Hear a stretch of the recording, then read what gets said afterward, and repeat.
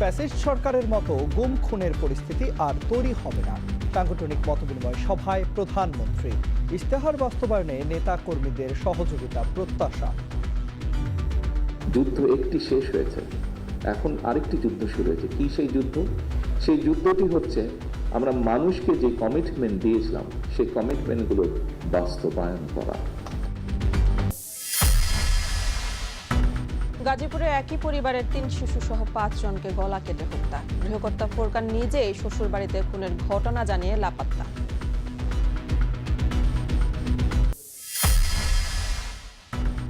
আইন শৃঙ্খলার দিকে মনোযোগ দিচ্ছে না সরকার, অভিযোগ বিরোধী দলীয় নেতার।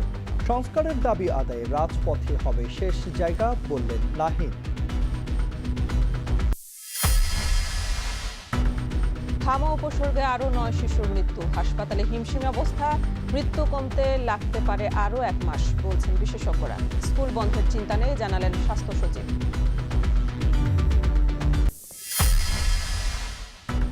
যুক্তরাষ্ট্রে খুন হওয়া শিক্ষার্থী বৃষ্টিকে মাদারীপুরের চর গোবিন্দপুরের গ্রামের বাড়িতে দাফন।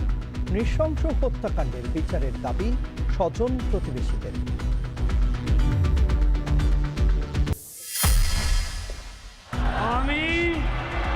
আমি শুভেন্দু অধিকারী